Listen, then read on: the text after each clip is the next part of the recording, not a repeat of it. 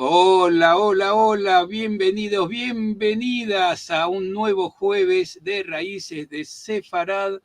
Siempre decimos es muy especial cada encuentro que hacemos los jueves y esta vez súper especial. Cada semana tenemos sorpresas, siempre la temática sefaradí nos trae alguna novedad. Pero antes voy a saludar a Lili, ¿cómo estás? Hola Marcelo, hola a todos. Qué placer estar aquí cada semana y como siempre entusiasmados por el tema que vamos a presentar. Nos es muy grato que ustedes vengan a estar con nosotros en este espacio. Hoy vamos a tocar un tema muy interesante, voces de mujeres sefardíes de la oralidad a la escritura con la doctora Paloma Díaz Mas. La voy a presentar, aunque voy a leer un breve currículum porque si no estaríamos todo el programa nombrando todo lo que ella hace y ha hecho. Paloma Díaz Mas es doctora en filología, escritora y especialista en estudios sefaradíes. Ha sido catedrática de literatura española y sefaradí en la Facultad de Letras de la Universidad del País Vasco en Vitoria y profesora de investigación del Instituto de Lengua, Literatura y Antropología del CSIC en Madrid. Ha publicado numerosos trabajos sobre literatura oral y romancero, literatura medieval española e historia y cultura de los sefaradíes, entre ellos una breve historia de los judíos en España. Desde 2022, Paloma es académica de la Real Academia Española. Mucho más tendríamos para decir, pero queremos saludarla ahora. Hola, bienvenida, Paloma. Es un gusto tan grande tenerte aquí. Pues el gusto es mío, bien hallados y buenos días, buenas tardes o buenas noches, según desde donde nos estén viendo. Efectivamente, como dice Lili, es un placer, es un gusto, es un honor. Todos los adjetivos bien valen para tenerte a ti, Paloma, y seguramente va a ser un placer para quienes están escuchando y viendo esto. Paloma, nos vas a hablar de voces de mujeres sefaradíes.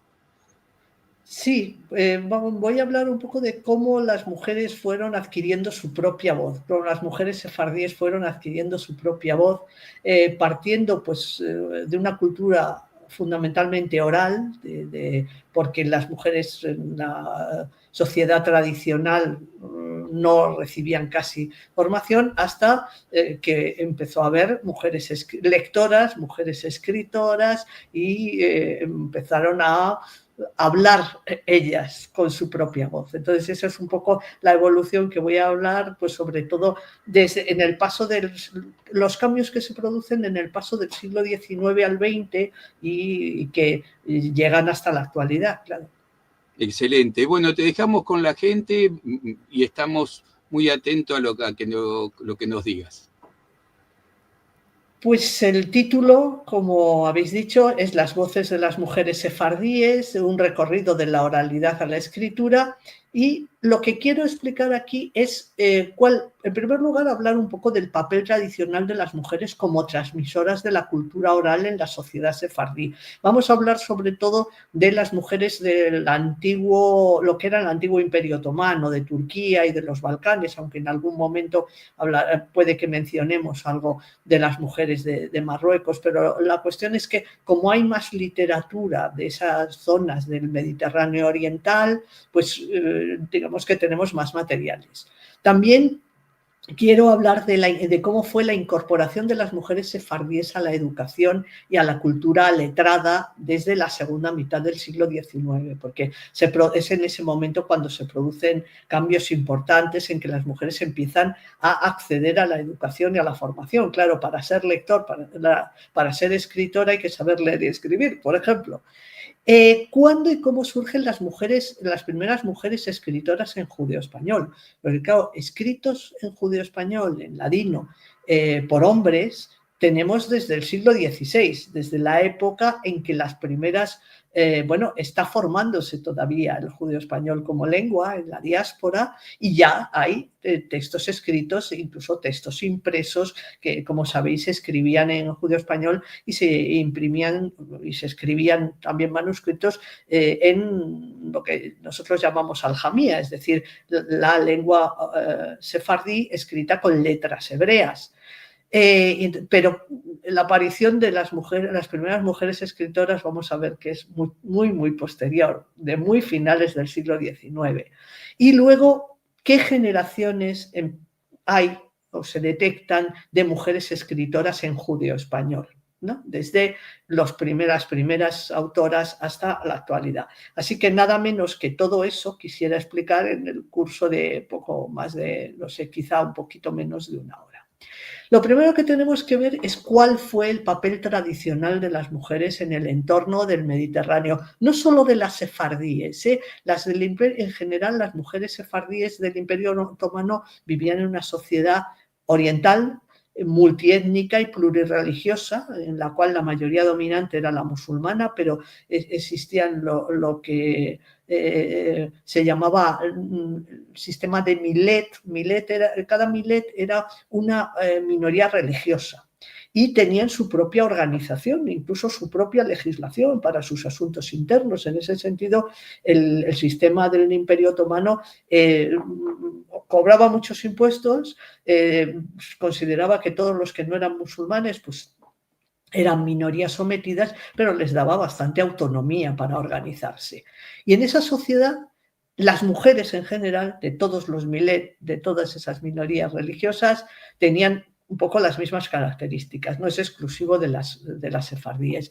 Tenían un escaso papel y visibilidad en el ámbito público. El ámbito de relación y de influencias de las mujeres era el doméstico, es decir, había una separación de funciones. El ámbito de la esfera pública era un ámbito masculino y las mujeres eran más dentro de casa, donde podían tener mucha influencia en la familia, pero digamos que no se proyectaban hacia el exterior. Y hay una cosa bastante interesante que es el cortillo como lugar de relación. El cortillo era el patio de vecindad, es decir, las viviendas populares de todo el ámbito del Mediterráneo oriental muchas veces eran distintas viviendas en torno a un patio, ¿no? A un patio cerrado. Y en ese ámbito, que era un ámbito cerrado pero de relación familiar, era el lugar de relación también de las mujeres. Que salían, como vamos a ver en alguna cita, muy pocas veces de casa y para ocasiones determinadas. Era una sociedad patriarcal en que las mujeres pasaban de estar sometidas a la autoridad del padre a la autoridad del marido. Los matrimonios estaban concertados por las familias y había, se casaban jóvenes, sobre todo las mujeres, pero también los hombres, y con una necesidad de aportar dote al matrimonio, que la dote en realidad era una especie de seguro de divorcio. Es decir, si se producía un divorcio, el marido no era como una especie de aportación que la mujer hacía a la economía familiar, pero si había un divorcio, el marido tenía obligación de devolverles la dote, ¿no?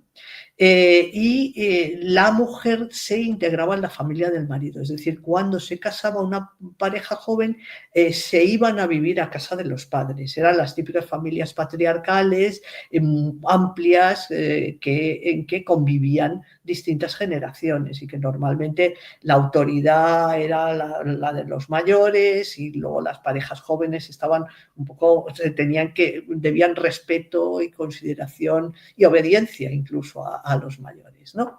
Y el papel de la mujer era sobre todo de madre de familia y de ama de casa, y una cosa muy importante, no ejercían actividades productivas fuera del ámbito doméstico. Eso va a cambiar en el siglo XIX y principios del XX. Y como no tenían que hacer actividades productivas fuera, pues tampoco necesitaban formarse para una profesión, por ejemplo.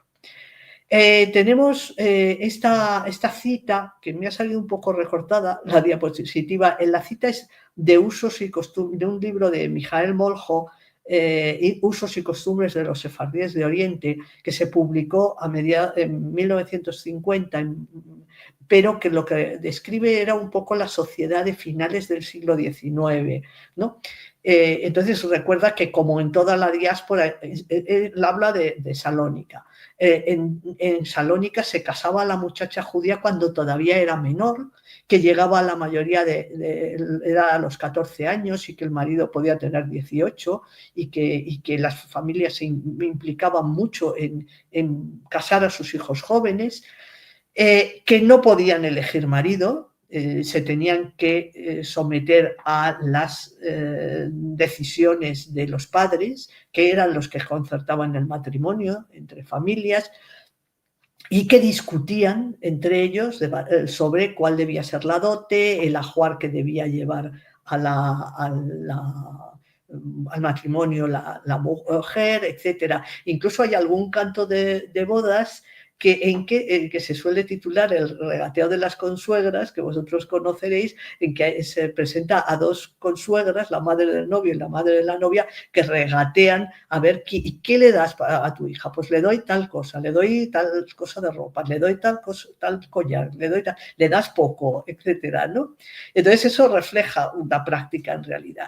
Y hay una cosa bastante interesante, es que una cosa era el desposorio y otra era la boda, es decir, los responsales se realizaban pues eso, a esas edades tan tempranas, 14, 15, 16 años, pero luego pasaban una serie de años, es decir, era como prometerse en matrimonio, apenas se trataban durante ese tiempo, nada más se veían a lo mejor en las festividades y tal, y luego al cabo de esos 3 o 4 años se realizaba el matrimonio, es decir, no se casaban y tenían relaciones sexuales niñas de 14 años, a lo mejor ya se casaban cuando tenían 16 o 17, pero el desposorio, el prometerse, se celebraba en cuando eran muy, muy jóvenes, ¿no?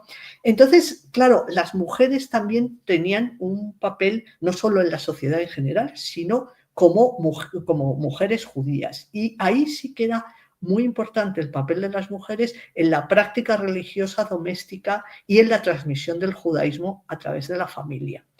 De la educación de los hijos, el velar por el cumplimiento de las prescripciones religiosas, la kasherut o la pureza ritual, que abarca pues la alimentación y muchos aspectos, la preparación de la casa para las festividades, por ejemplo, para Pesaj, para la Pascua judía, todo ese tipo de cosas tenía un papel importante la mujer. Lo que pasa es que, como siempre, vamos, en el judaísmo tradicional, las mujeres no tienen mucha participación en el culto público, pero sí en el culto privado y familiar. Por ejemplo, pues eso, el encendido de las velas del Shabbat, el preparar la seudá, la cena para las festividades, etc. La vida tanto de hombres y de mujeres estaba regida por los preceptos religiosos de la halajá, y en todos los aspectos de la vida, y la educación la recibían los hombres, básicamente, ¿no? Eran los que iban primero al Meldar, que era la escuela primaria, al Talmud Torah, que sería el equivalente a la secundaria judía, y los que ya iban para rabinos, pues iban a la yeshiva.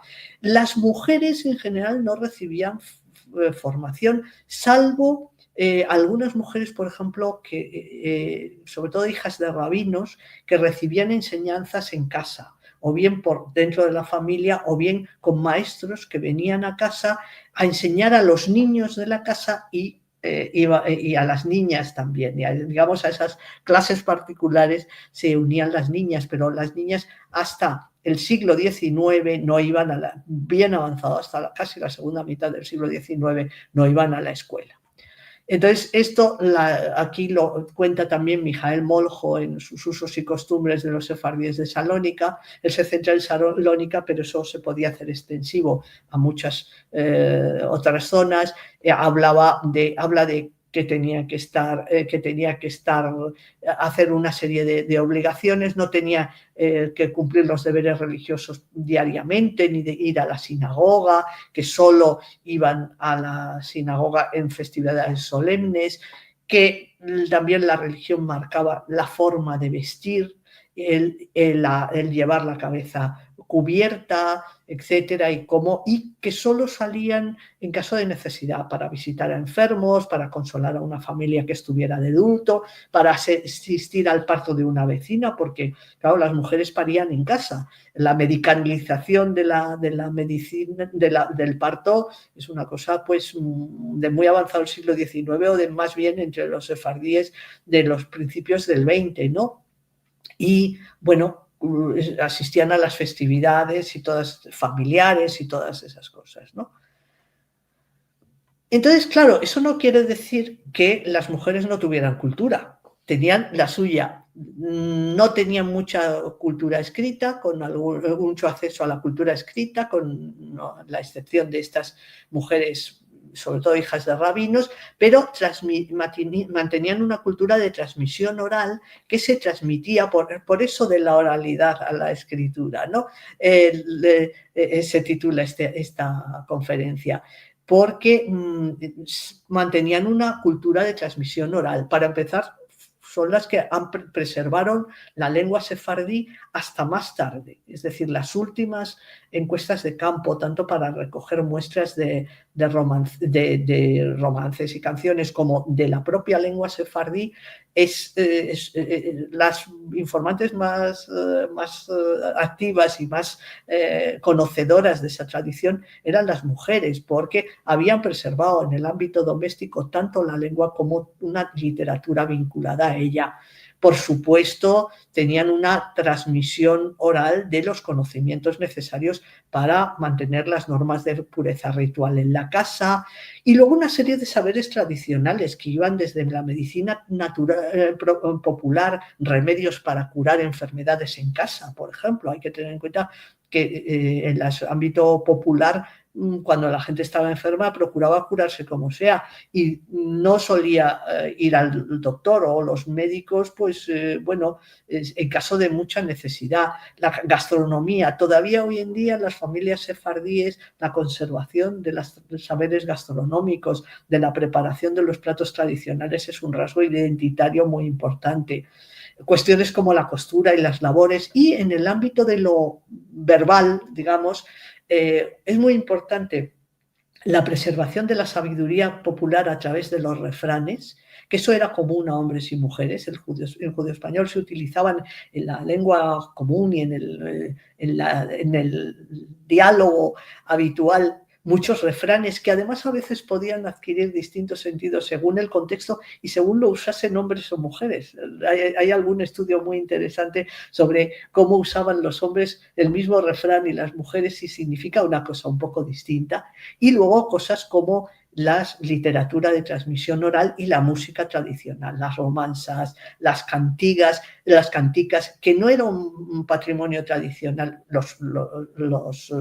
las consellas también, los cuentos, no era un patrimonio exclusivo de las mujeres, pero las últimas depositarias de ese patrimonio oral han sido las mujeres, y para ellas durante mucho tiempo fue la única literatura que manejaban, ¿no? Bueno, aquí he puesto algún dibujito, por ejemplo, esto es una postal de principios de siglo, de estas que se hacían para los turistas que hacían a principios del siglo XX, que iban a Oriente, y entonces había imágenes de tipos populares y tal. Esta sería una señora sefardí de clase acomodada, y donde se ve, pues bueno, que lleva su cabello cubierto con la cofia y tal, pero muy significativo también este tipo de blusa con el pecho tan accesible, digamos. Hay que tener en cuenta que las mujeres se pasaban media vida embarazadas y amamantando a sus criaturas, entonces necesitaban llevar un tipo de vestimenta que les permitiese hacer eso con facilidad. Cuando se produce una forma de vestir, normalmente es siempre por alguna razón, ¿no? Bueno, aquí también lo mismo con unas sefardíes de Marruecos también.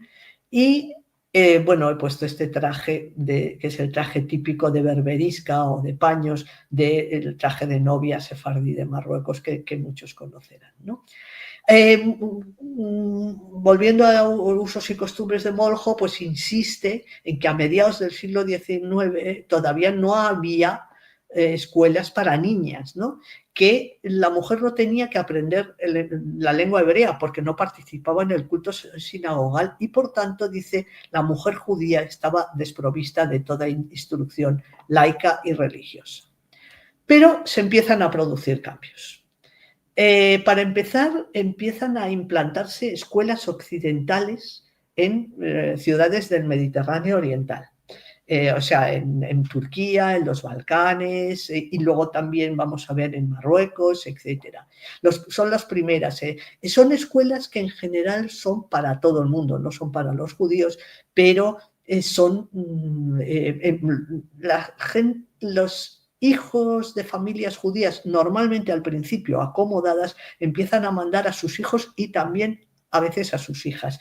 Y esto de las misiones es que también es bastante curioso. Hubo, tanto en Salónica como en Constantinopla, por ejemplo, hubo misiones protestantes escocesas y americanas que se implantaron allí, pues lógicamente con la intención de convertir a la gente al protestantismo, de cualquier, pues en judíos o de cualquier grupo. Y algunas de las primeras, vamos a ver que algunas de las primeras mujeres escritoras se había educado precisamente en una misión protestante, que tenían colegios, ¿no? Incluso es bastante curioso que algunas de estas misiones protestantes imprimieron libros en judeo-español aljamiado para la enseñanza de los sefardíes, es decir, iban directamente a intentar convertir a los sefardíes y para eso incluso producen materiales didácticos.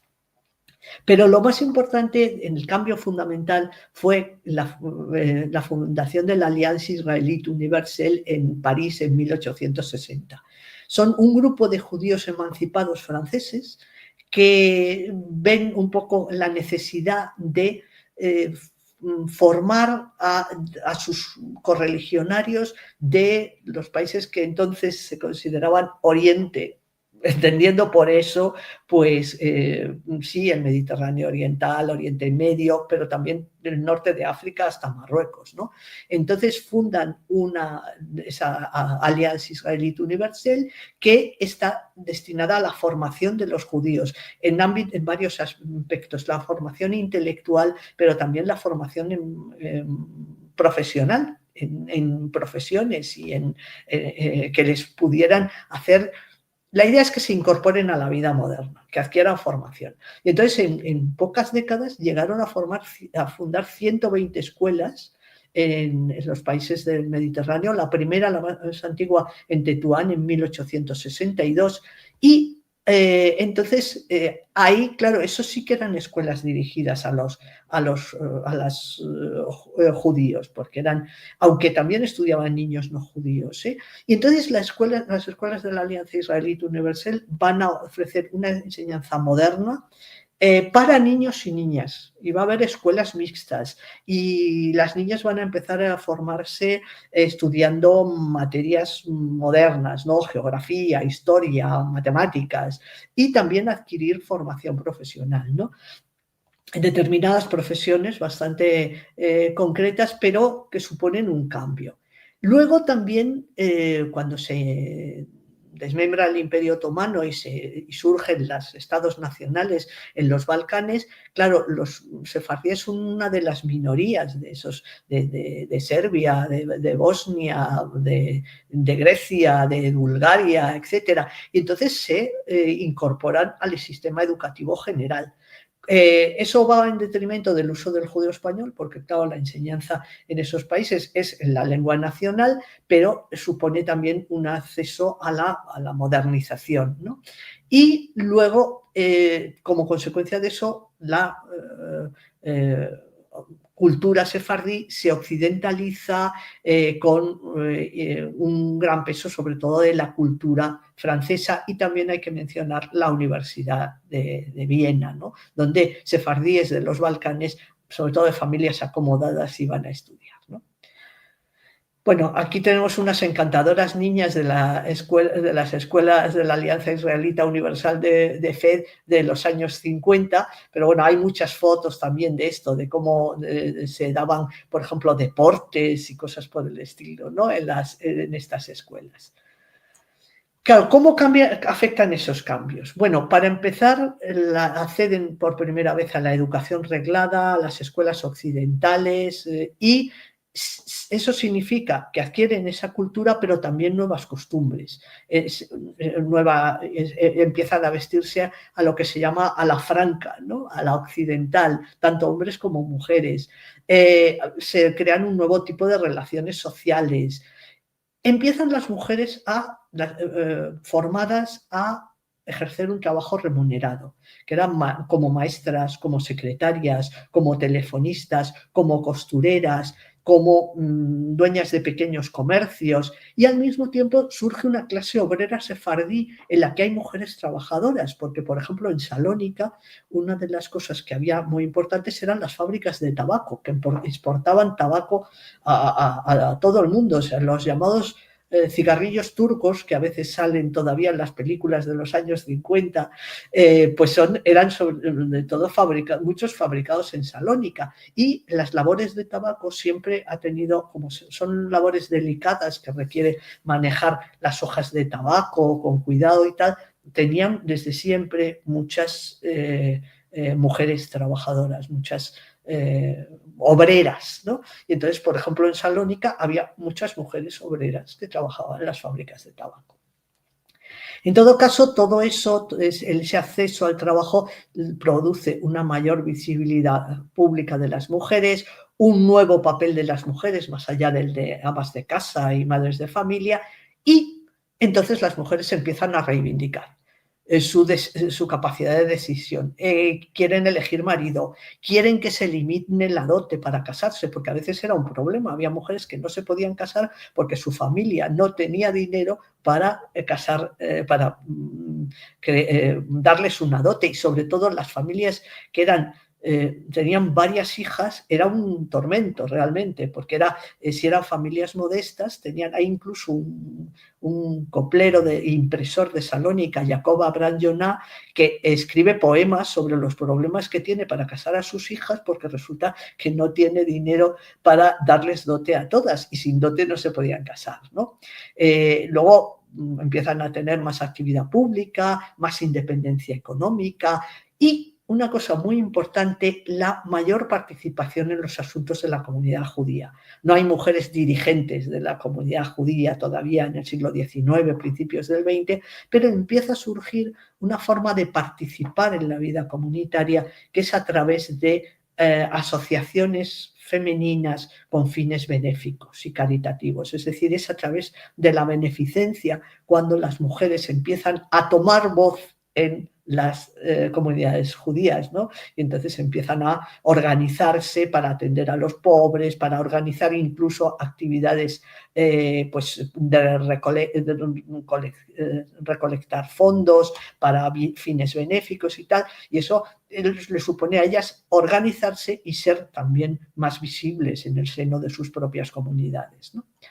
Esta es una foto muy conocida, que siempre me gusta ponerla porque es también una postal de Salónica, pero representa muy bien ese cambio, ese paso. Es una foto de principios del siglo XX, en el cual vemos dos mujeres sefardíes, que una va con la vestimenta tradicional y otra va con la vestimenta completamente moderna de la época. Esta es un vestido muy moderno para principios del siglo XX, ¿no? Entonces es una foto que representa muy bien ese paso de una cosa a otra, ¿no? Y esto, bueno, por ejemplo, mujeres sefardíes de Belgrado de principios del siglo XX, ya estas están muy occidentalizadas, van vestidas, esta quizá va vestida de una manera más tradicional, pero todas las demás pues van vestidas muy completamente a la occidental, con de ese estilo de principios de siglo, ¿no? Esta señora era maravillosa, era Mika Alcalay, que es una señora que mantuvo correspondencia. Ella era sefardí de Sarajevo, pero en Bosnia, pero vivía en Trieste. Estaba casada con un judío askenazí. Y se escribió mucho con Ángel Pulido, que como saben es el senador español que organizó toda una campaña a partir de 1903-1904 para estrechar las relaciones entre los sefardíes y España. Y entonces se escribió cartas con como 120 o 130 sefardíes de todo el mundo, algunas de ellas mujeres, porque además Pulido era muy feminista. En su libro incluye muchas fotos de mujeres poniendo las cualidades que tienen profesionales, etc. Y esta señora le escribe unas cartas deliciosas en las cuales habla de cómo era su vida, de cómo cambió su vida, de cómo fue casada por su familia, y también le transmite romanzas, canticas, juegos infantiles y tal, que todavía ella recordaba de su niñez. Era una mujer muy interesante realmente, y como la vemos aquí, vestida completamente a la occidental, ya con la moda pues de cuando se escribe con Pulido, de 1904 o 1905, ¿no? Y estas son unas señoras del Cairo y señores sefardíes que están absolutamente súper modernos, y además se les ve que son de clase alta y muy acomodada, ¿no? Es una foto de 1917, ¿no? Bueno, ¿qué pasa? Que nuevas costumbres, nuevos problemas. Es decir, el cambio de papel de las mujeres sefardíes suscita una cierta preocupación, ¿no? Significa un cambio de paradigma, un cambio de organización de la sociedad sefardí, ¿no? Y entonces eso se refleja en muchos textos en judeo-español que se publicaron y se difundieron tanto en periódicos como en folletos, en libros, etc. Hay varios tipos, ¿no? Algunos son ensayos y conferencias que se dictaron y publicaron por rabinos y por intelectuales sefardíes, que eran todos ellos hombres, ¿no? Luego también hay artículos y colaboraciones en la prensa que tratan sobre el tema de las mujeres, de cómo las mujeres ya no son lo que eran, que han cambiado de costumbres, que ahora quieren tener iniciativa, etc. Casi todas esas colaboraciones, ahora veremos que hay distintas actitudes, pero casi todas las colaboraciones son firmadas por hombres. Hay algún periódico que incluye colaboraciones firmadas con un nombre femenino, Madame Elisa, por ejemplo, pero yo tengo la duda de si realmente eso no es un seudónimo de un hombre por determinados detalles que se cuenta de ella, ¿no? Luego, en la novela y en el teatro empiezan a entrar personajes femeninos que reflejan los cambios sociales y culturales y los nuevos problemas. Por ejemplo, el contraste entre familias tradicionales y jóvenes modernos a la franca. Pues en obras de teatro, por ejemplo, y cosas así. Hay una obra muy divertida que se titula Monsieur Jacques el parisiano quiere esposar, que es una obrita teatral corta, como una especie de lo que en España llamamos sainete, que son estas obras cortas cómicas, que es una escena en que presenta cómo en una familia tradicional la hija presenta a su novio, que es un joven a la franca, que habla con galicismos y con calcos del francés, que para los padres es al mismo tiempo un mal educado y alguien a quien no entienden porque habla un judeo español lleno de préstamos del francés, para ellos rarísimos, etcétera, ¿no? O también se trata el problema de la dote, la elección del futuro por las mujeres, y entonces también las mujeres toman su voz propia. Empieza a haber mujeres escritoras, sobre todo desde el siglo XX, aunque en algún caso en los años 70 y 80 del siglo XIX ya hay alguna mujer que escribe. Por otra parte, hay una mayor visibilidad de las mujeres en la vida pública. Para empezar, el cambio del papel de las mujeres se convierte en tema literario. Hay ensayos, hay novelas. Yo qué sé, hay una novela que se titula No quiero dota, que es un hombre muy moderno que quiere casarse con una mujer por amor y porque sea una compañera para su vida y no por la dote, por ejemplo. En el teatro aparece muchísimo la situación de las mujeres, etcétera. Incluso en la poesía y sobre todo en el periodismo. Aparece en muchas colaboraciones periodísticas ese cambio de las mujeres.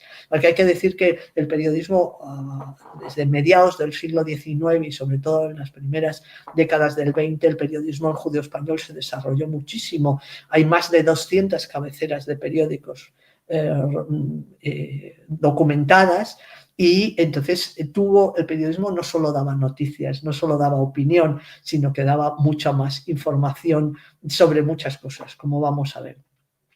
Hay también una literatura, empieza a producirse literatura pensada para las mujeres, que son desde lecturas más o menos ejemplares, en las cuales unos señores muy sesudos, que pueden ser rabinos o no rabinos, les dicen cómo tienen que comportarse y cuál debe ser su ideal de vida y tal, hasta novelas y lo que se llaman folletones, que son esas novelas por entregas que publicaban los periódicos, que se recortaban, normalmente ocupaban la parte de abajo de la página y se recortaban y se coleccionaban, se encuadernaban, ¿no? Y entonces, por ejemplo, las mujeres se empiezan a publicar muchas novelas que son un poco literatura de consumo, a veces son adaptaciones muy fáciles al judeo-español de novelas más serias, pero las mujeres, por lo visto, eran grandes lectoras de ese tipo de novelas, ¿no? Y luego, por ejemplo, en el periódico se insertan, aparte de que se publiquen cosas sobre las mujeres, se insertan anuncios. Ahí, a través de la publicidad, luego mostraré alguna imagen, se ven el nuevo papel de las mujeres, que son anuncios destinados a las mujeres sobre la moda, sobre productos para el hogar o para la higiene, la salud, etc. Y muchas publicaciones periódicas, tanto periódicos como revistas, incluyen consejos de higiene y de medicina preventiva, que van destinados a toda la familia, pero muchas veces mucho tanto hombres como mujeres, pero muchas veces para las mujeres, porque son consejos sobre higiene de los alimentos, sobre cómo criar a los niños, sobre cómo evitar las enfermedades, sobre cómo cuidar a los enfermos y todo ese tipo de cosas. Y esos tipos de cuidados eran sobre todo las mujeres las que los hacían, ¿no? Entonces, ¿qué preocupaciones se manifiestan en esa literatura? Bueno, desde un punto de vista, cuando el autor es tradicional, suele reprocharle a las mujeres el haberse desentendido del papel de madres y de balabayas, de amas de casa, para dedicarse a vestir a la moda occidental, a la vida social, a los lujos que hacen gastar el dinero, etc. Pero también hay visiones más progresistas que se plantean cuestiones como el atraso cultural de las mujeres de generaciones anteriores frente a las mujeres modernas, el problema de los matrimonios concertados y la dote, la participación activa de las mujeres en la vida social y en las comunidades y tal, y se empiezan a tratar en la literatura sefardí cuestiones delicadas como el abandono de las tradiciones y la moral judía en la familia, los matrimonios mixtos, la asimilación o las conversiones al cristianismo de mujeres judías para casarse con cristianos, etc. Y sobre todo hay un debate en el que empiezan a participar las mujeres escritoras sobre qué han ganado y qué han perdido las mujeres con esos cambios sociales. Es decir, han ganado, pero no han perdido también algunas ventajas que tenían, no se encuentran ahora más indefensas en la sociedad. Eso es un tema que se plantea para debate. Y también se propone a las mujeres modelos de mujer judía, de cómo a lo largo de la historia y en la Biblia hay modelos de mujeres judías que deben servirles también de ejemplo, ¿no? Y también, esos suelen ser los más progresistas, los escritores más progresistas instan al asociacionismo a través de sociedades benéficas, ¿no? Bueno, algunas obras, por ejemplo, las madres judías, menciono aquí tres, de una ideología muy distinta. Semar Rabiner era un rabino de Sofía, que era de origen askenazí, aunque aprendió judeo-español y escribió obras en judeo-español, y escribe, entre ellas, este libro, que es un libro bastante grueso, Las madres judías de la época bíblica, que es lo que hace es coger mujeres de la Biblia y hacer como una semblanza de las distintas mujeres de la Biblia que deberían servir de modelo a las mujeres actuales, porque presentan valores que son al mismo tiempo valores morales y valores judíos.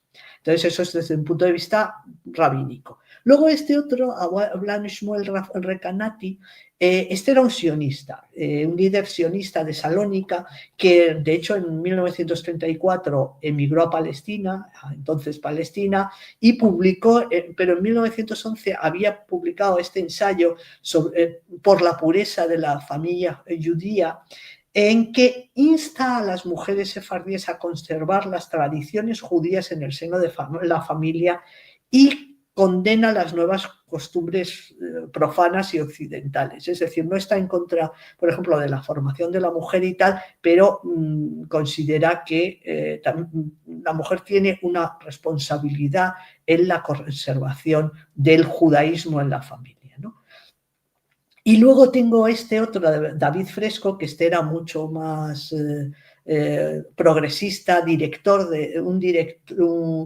director de varios periódicos de Estambul, que era, bueno, llegó a estar excomulgado y tal, porque era así como muy progresista y muy occidentalizado y tal, y tiene un texto interesantísimo que es una conferencia que dio en Estambul en 1929, que luego se imprimió, y a la mujer judía, y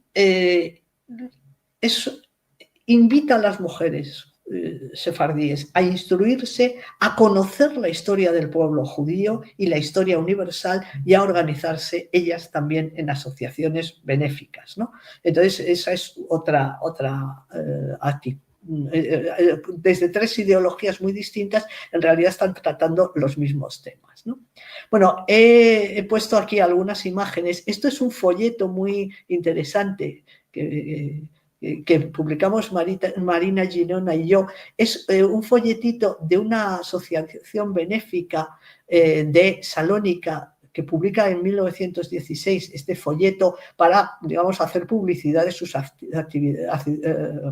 sus actividades benéficas, de cómo atiende a los pobres, de cómo manda médicos a los enfermos, etc. Y entonces aquí he seleccionado las imágenes que se refieren a la atención a las mujeres de parto, ¿no? Cómo se les deben dar buenos alimentos, cómo se les debe desinfectar todas las cosas, por ejemplo, que tienen que ver con el parto, etcétera, ¿no? Hervir, por ejemplo, las toallas y las sábanas que van a atenderla. Hay un testimonio muy interesante de un médico sefardí de Salónica también, que cuenta la primera vez, él se había formado en París, y el doctor Joel, y cuenta la primera vez que asistió a un parto en Salónica, en una casa donde la parturienta estaba rodeada de mujeres que la tocaban por todas partes, y aquello era una cosa absolutamente antihigiénica que le dejó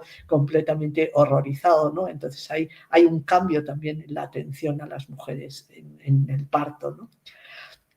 Luego, por ejemplo, he puesto estos dos ejemplos de periódicos que estaban destinados a toda la familia, también a las mujeres. Uno es El Amigo de la Familia, que es este, que es un periódico ilustrado, en realidad una revista ilustrada que se publicaba en Estambul en los años 80. Ahí, por ejemplo, es donde se publicó una versión en judeo-español de algunos capítulos del Quijote, volcados al judío español, que lo editó María Sánchez Pérez. Pero hay muchísima información. Y es la típica revista ilustrada que la gente se suscribía y que se reunía a leerlo en voz alta en la familia. Entonces es un tipo de revista divulgativa sobre cosas de lo más diversas para toda la familia. Y esta otra, que se publicaba en Viena más o menos por los mismos años, en Viena había una comunidad sefardí bastante importante compuesta por comerciantes y por estudiantes de la Universidad de Viena, pues estos Ilustre Huerta de Historia, pues esto eran sobre todo novelas por entregas y que también tenían un público femenino. No era solo para las mujeres, era para toda la familia, pero entre esas lectoras estaba la familia, las mujeres. Y muchas veces se dirigen algunos a los meldadores y las meldadoras y cosas así.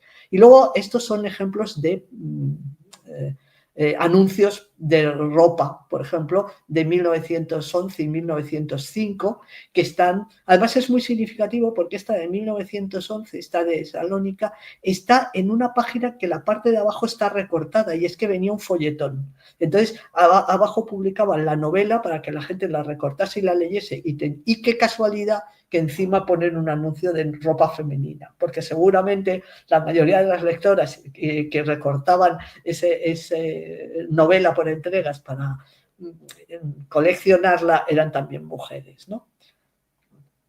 Y bueno, incluso productos específicamente dirigidos a las mujeres, como esto ya es de los años 20, es un anuncio de una faja para mujeres embarazadas, donde nos explica que, mira, esta es la señora embarazada que lleva ahí el feto bien recogidito con la faja y la otra que el niño casi se le cae, ¿no? Entonces, y también dentro de esos anuncios están los anuncios de productos de higiene, como jabones, de cosas de lo que hoy llamaríamos para farmacia, es decir, las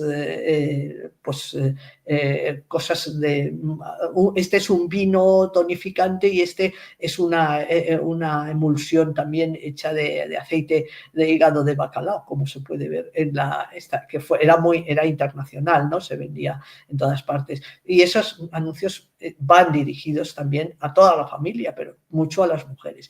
Y luego las máquinas de coser.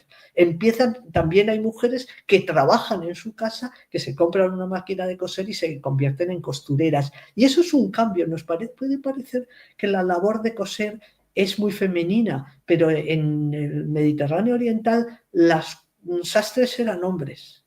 Y las labores de corte y confección, costura y tal, solían hacer, incluso bordados, solían hacerlos los hombres. Entonces, estas cosas suponen una irrupción de las mujeres en ese ámbito profesional. Lo mismo que las escuelas de la Alianza Israelita Universal formaban a las mujeres en labores específicas como la corte, confección, bordado, fabricación de encajes y cosas así, que realmente suponen su incorporación a un sector productivo en el que las mujeres no estaban. A lo mejor dentro de la casa y para la familia sí que cosían, pero para vender no tanto, ¿no? Entonces, eso también es un cambio. Ahí está, me encanta, el insecticida, la señora matando bichos gigantes.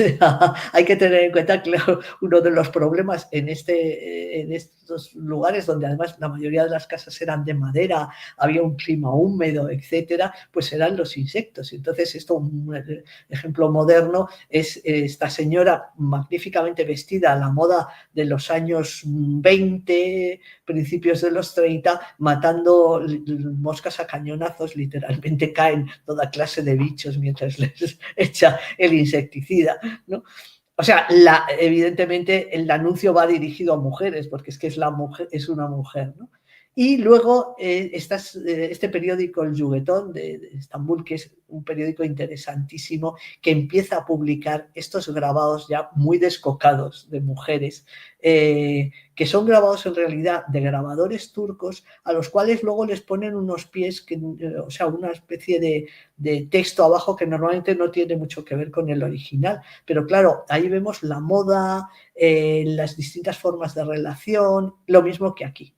Lo tradicional en la vida judía era que los varones se dejasen barba, ¿no? Y eso era lo deseable. Un varón judío respetable pues llevaba barba. Y en cambio aquí empiezan a aparecer mujeres que empiezan a exigir a sus novios que por favor se afeiten.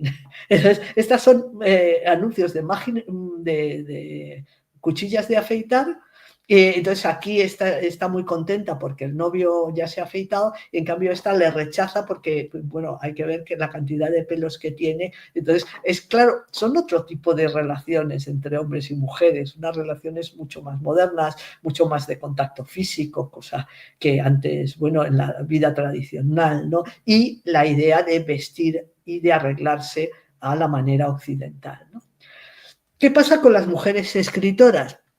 Pues bueno, empieza a haber mujeres escritoras. Las pioneras, que escriben en el último cuarto del siglo XIX, las nacidas a finales del siglo XIX, que escriben en el periodo de entreguerras, las nacidas entre 1900 y 1930, que el Holocausto o la Shoah deja una huella en su escritura, luego las que nacen después, que son ya testigos de la decadencia de la cultura sefardí, y luego las mujeres de esa segunda diáspora sefardí, de esos sefardíes que están dispersos por todo el mundo y que recuperan la tradición sefardí y el judeo español en su literatura como forma de recuperar y de honrar la memoria, ¿no? Y algunas escriben libros de memorias, novelas autobiográficas, etcétera, ¿no? Las primeras mujeres sefardíes escritoras son esta Rosa Yehezkel Gabay. Esta era una mujer que era de una familia, los Gabay, que era una familia de intelectuales sefardíes, ¿no? de Constantinopla o Estambul. Nació hacia 1850, tradujo del francés una obra de teatro, pero su única obra suya es La cortesía o reglas de buen comportamiento, que es un libro de urbanidad. Uno diría, hombre, qué tópico, ¿no? Una mujer que lo que escribe es un libro de urbanidad sobre cómo comportarse en sociedad y tal, pero supone un cambio. Para empezar, es la primera que publica, lo publica en 1871, lo publica gracias a que su familia tenía una imprenta, eran escritores, eran periodistas y le publican el libro. Pero en ese libro se ve que la forma de relacionarse, la vida social ha cambiado, ¿no? Y que las normas de comportamiento que se dan son las de la sociedad occidental, ¿no? Luego, una muy interesante y además todavía a medio estudiar es Reina Cohen. No sabemos bien cuándo nació, estaba en Salónica, activa en el a finales del siglo XIX.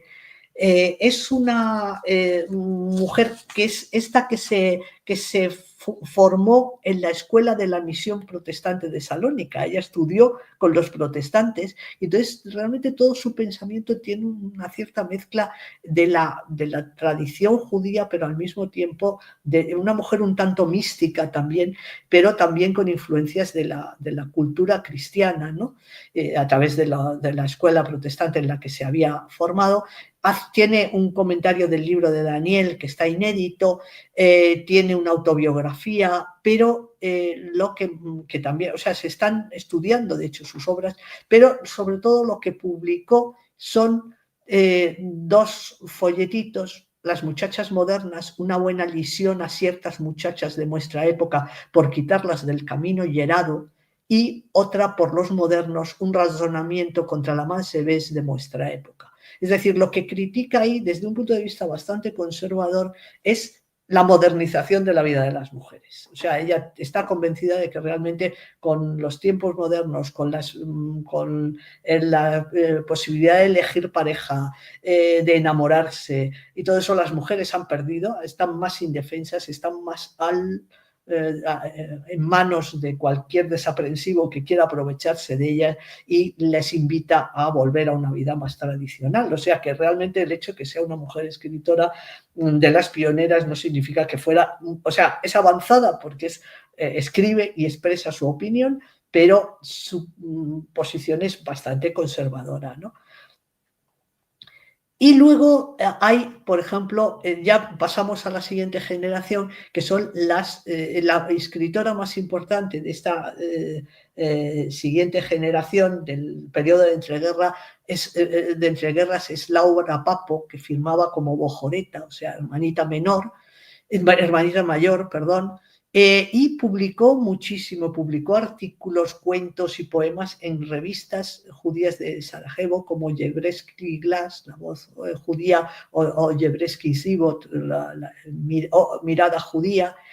Escribió obras de teatro muy interesantes porque en ellas refleja la vida tradicional judía. Hay varias obras, por ejemplo, que son presentan, en una de ellas, por ejemplo, presenta una escena en la cual una madre habla con sus hijas y mientras cosen, pues la madre les cuenta cuentos, les canta cánticas, les canta romanzas, etc., ¿no? Muchas de ellas, incluso algunas de estas obras, toman en el título un refrán, ¿no? Como suegra ni de Baru buena, la paciencia vale mucho, la madrastra el nombre le abasta, son todo refranes y reflejan muy bien desde un punto de vista de una mujer que había estudiado en la escuela de la Alianza Israelita Universal de Estambul durante un tiempo en que su familia residió allí, refleja también muy bien la vida tradicional de las mujeres, de la generación de su madre. Y luego tiene un ensayo muy interesante, La Mujer Sefardí de Bosna, en la cual analiza cómo ha evolucionado la vida de las mujeres sefardíes de Bosnia desde la generación de su madre hasta la generación, su propia generación y la de sus hermanas, ¿no? Que eran todas personas muy interesantes. Luego hay una serie de autoras que su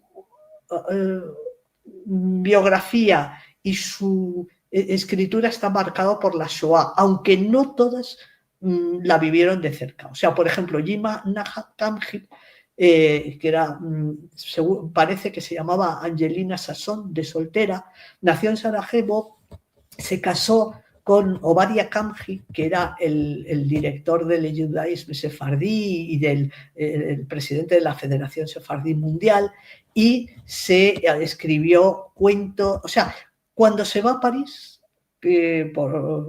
casada ya con Obadia Kamji, es cuando empieza a escribir en judeo español en Le Judaïsme Sefardí, que era el órgano, la revista de la Federación Sefardí Mundial.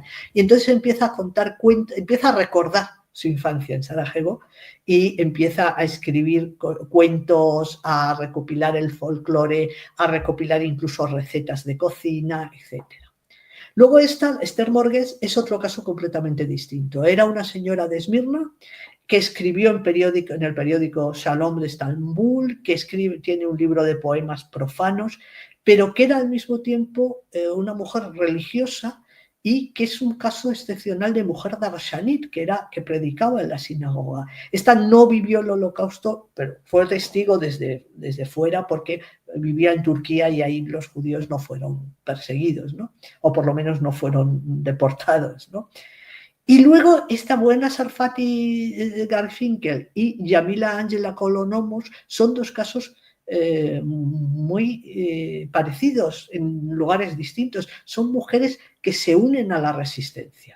Buena Sarfati es una mujer de Salónica a la que los nazis le asesinaron a su novio el mismo día de la boda. Entonces ella se une a los partisanos, lucha contra el nazismo, acaba asentándose en Canadá y una vez ya allí en Canadá y tal, escribe poesía tomando una serie de elementos de la poesía tradicional sefardí y hablando de la vida tradicional sefardí de Salónica. Y Yamila Angela Kolonomos es algo parecido, pero en Macedonia. Ella nació en Bitol, en Macedonia, y Monastir es el nombre antiguo de Bitol, ¿no? Y se escapó por poco de ser deportada, fue deportada toda su familia, ella se escondió con dos amigas en un puesto de periódicos donde pasaron un montón de tiempo escondidas mientras el señor del puesto de periódicos atendía a las que las ocultaba, atendía a sus clientes y cosas por el estilo, y luego se une también a a la lucha contra el nazismo y tal, y luego, después de la guerra, ya muy tarde, a los años ya en el siglo XXI, empieza a escribir sobre cosas de memoria sefardíes, sobre la tradición sefardí, un ensayo sobre cómo fue la destrucción total por el nazismo de la comunidad sefardí de Monastir o Bitol, etc., ¿no? Y luego hay otras. Rachel Castellete es otro caso distinto, es una mujer que vivió la Segunda Guerra Mundial en Londres, es hija de Jacob Abraham Jonah, que es este coplero e impresor que he mencionado antes, que hacía las coplas sobre sus dificultades para casar a sus hijas. Y entonces, sobre todo, tiene, por ejemplo, una serie de poemas en judeo-español sobre los bombardeos de Londres en la Segunda Guerra Mundial. Y luego, Gracia Albujaire, que es una señora de Bulgaria que fue periodista y escritora en búlgaro, y solo al ser muy mayor se pone a escribir poesía en judeo-español. Y eso es algo que les pasa un poco también a las escritoras de la siguiente generación. Clarisse Nikoitsky era una escritora en francés, bastante conocida, era de una familia también de Bosnia, y empieza a escribir bastante mayor, bueno, con 40 años, empieza a escribir unos cuantos poemas, libros de poemas que fueron muy influyentes, porque, por ejemplo, el poeta argentino Juan Gelman leyó Los ojos, las manos, la boca, y a partir de ahí se animó a intentar escribir él unos cuantos poemas en judeo-español, ¿no? O sea, murió joven de un cáncer, pero ha dejado una huella muy importante. Y luego Margalit Matitiahu, claro, empezó escribiendo, todos la conocemos, quizás es la poeta más prolífica en judeo-español, ha escrito muchos libros. Empezó escribiendo poesía en hebreo y luego ha escrito sobre todo en judeo-español, y es muy interesante ver por qué empieza a escribir en judeo-español. Porque viaja desde Israel, donde ella vivía, donde ella había nacido, de hecho, a Salónica, visita Salónica e identifica la casa en la que había vivido su madre, que era superviviente del Holocausto y de la Shoah, y entonces eso le anima a empezar a escribir en judeo-español, y empieza a escribir poemas sobre su infancia, sobre la Salónica que redescubre, sobre la tradición que le transmitió su madre, etc. Y un caso un poco distinto es una autora nacida en el mismo año que Margalit Matitiahu, es Rita Gabay Simantov, que empieza a publicar ya muy mayor, empieza a descubrir la lengua de sus antepasados, que ella conoció a través de sus padres o de sus abuelos, y en todas estas escritoras hay un intento de recuperar la memoria de la historia sefardí y del judeo-español a través de la recuperación de la lengua y del escribir en ladino, cuando a lo mejor es una lengua que ellas han aprendido de mayores o han oído hablar en su casa, pero no han utilizado mucho, y entonces ellas lo recuperan, ¿no?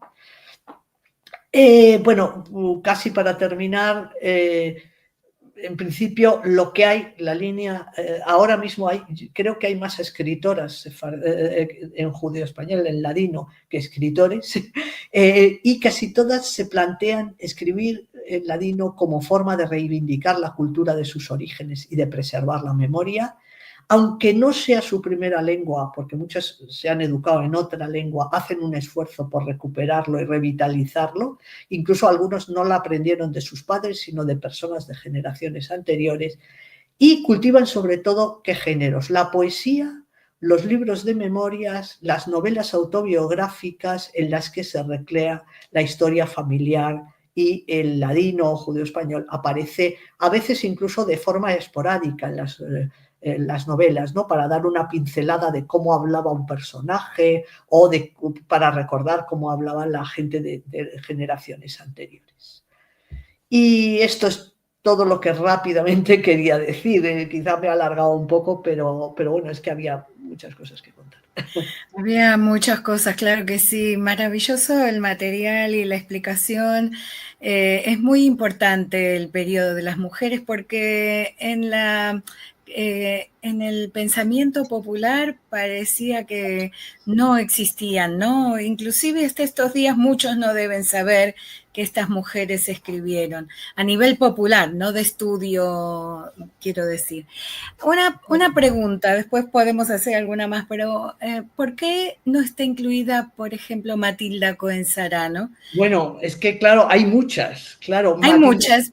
Claro, Matilda Cohen-Sarano hizo una labor estupenda, sobre todo de recuperación de las consellas de la narrativa popular sefardí. Es que, claro, he seleccionado unas cuantas, sobre todo creadoras, pero luego está la labor de las mujeres, que varias de las que he mencionado están ahí, son las mujeres que se han dedicado a recopilar la tradición oral sefardí que venía de siglos, y entonces una de ellas es Matilda Cohen-Sarano. Claro, la conferencia podía durar 2 horas. No, pero podía durar 2 horas. Hay que reconocérselo muchísimo, porque además ella hizo una labor sistemática de recopilación, sobre todo con respecto al cuento, pero no solo. Cuentos, pero también era muy buena escritora de poesías. Sí, y ella escribe poesía, porque además tiene de alguna forma ese bagaje de que ella conocía muy bien y manejaba muy bien el judeo español. Porque lo que sucede con algunas de las escritoras más recientes es que de alguna manera hacen un esfuerzo por aprender casi el ladino para poder escribir en él, ¿no? Y entonces logran un dominio de esa lengua. Pero Matilda Cohen-Sarano no, digamos que lo llevaba en sus entrañas, ¿no? Y seguro que sí, porque así como Margalit es del 35, Matilda es del 39, o sea que son contemporáneas y son las que vivieron la lengua en primera persona. Claro, les vivieron de sus madres, sobre todo. Claro. Matilda tiene un mérito más, que es llegar a la gente, ¿no? Porque ella fue muy popular, digamos, llegó mucho, publicó mucho y fue muy recibido, como que es de una lectura muy fácil, y eso, por supuesto, tiene más llegada. Sí, claro, porque el dominio de la lengua hace que la sepas manejar para llegar a la gente. Que esa era también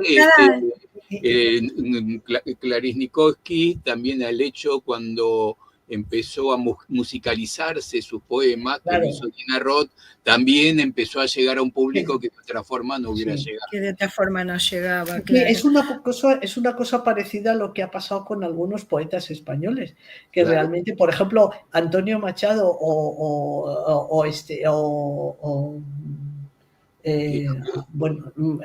varios autores. José Hernández por aquí también. Sí, Miguel Hernández, por ejemplo.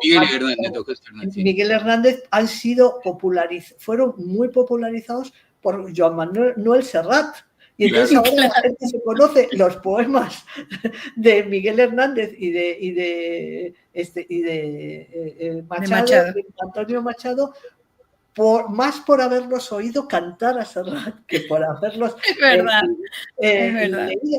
Y entonces con Clarice Nikolsky fue fundamental también, en efecto, el que se cantase en sus poemas, que por otra parte son bonitos poemas. Es que realmente ahora mismo la nómina de escritoras sefardíes, sobre todo de poetas, es bastante amplia. Hay un artículo bastante interesante, pero que ya casi se ha quedado retrasado en cosa de hace 6 o 7 años, de Elisa Martín Ortega, que es como una nómina de mujeres sefardíes escritoras pues a las alturas de 2017, 2018, pero es que luego han salido más, ¿no? Y entonces realmente... Claro, basta agarrar El Amanecer o cualquiera de estas publicaciones. Bueno, nosotros tuvimos invitada este año varias escritoras con sus libros actuales y con su escritura actual, que escriben en judeo-español. O intentan, como dices, usan parte de los personajes o parte de la historia, tiene algunas frases. Bueno, en libros de memorias, por ejemplo, Pilar Romeu, que ha hecho dos catálogos de libros de memorias escritos por sefardíes de todo el mundo en distintas lenguas, pues hay varios de mujeres o algunos novelas, o sea, es que continuamente están apareciendo en distintas lenguas novelas, que más que novelas autobiográficas, son novelas con la historia de una familia. Claro. O sea, el tema central más que esta es reconstruir la historia familiar, o novelada, lógicamente, y tal, y a mí me están llegando continuamente, además también de sefardíes de todo el mundo, también, por ejemplo, de América, de gente que vive en México, por ejemplo, y cosas así, recuerda la historia de su familia, y ahí el judío español aparece como, a veces como pinceladas, como frases, palabras que evocan un pasado, pero claro, son autores que ya escriben y hablan en otras lenguas, ¿no? Seguro. Claro. No, lo valioso es que... español moderno, claro, pero... Claro.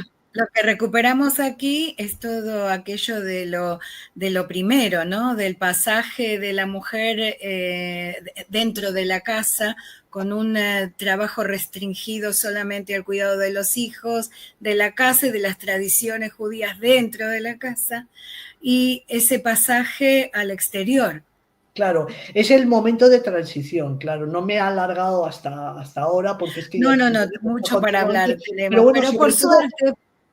¿Cómo llegamos hasta aquí y cuáles fueron las primeras? Que son muy tarde, muy al final del siglo XIX y desde posturas, además, que llamaríamos ideológicas bastante diferentes y que hoy nos podrían parecer conservadoras, pero que son mujeres que innovan en el sentido de que adquieren su propia voz.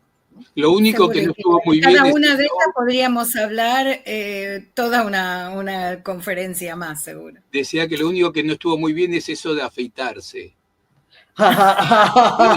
pero eso hablas por interés propio. Por interés propio, absolutamente.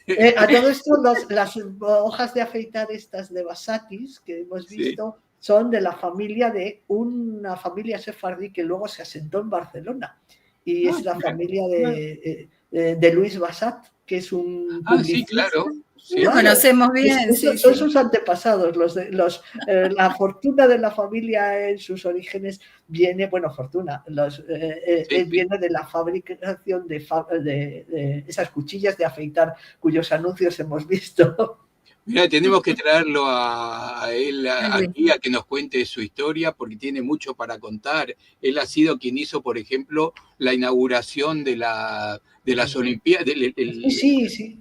Fue toda de Barcelona, todo eso. Todo el plan, digamos, de organizar la ceremonia de apertura y que era en realidad se convirtió en un gran anuncio publicitario de Barcelona, ¿no? Vamos a comprometerlo precisamente para febrero, vamos a estar por allá, por Barcelona, así que vamos a ver.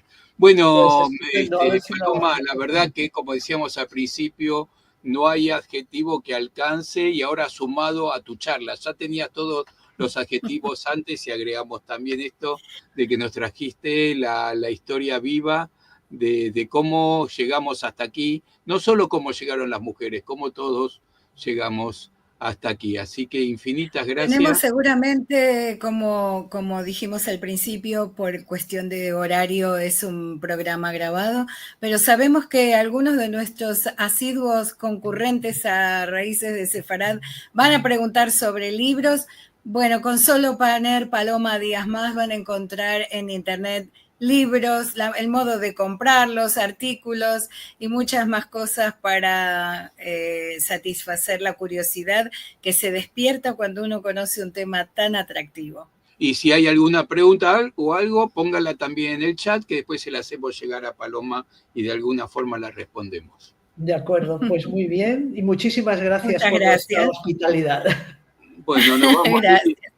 Nos vamos, nos encontramos nuevamente el domingo en Encuentros de Al-Had, Mi familia y mi arte, danza y música sefaradí y de Medio Oriente con Daisy Braverman y Miriam Eli. Y el próximo jueves, en Raíces de Sefarad, hablaremos sobre Calatayud en el mapa de Sefarad con Javier Bona López.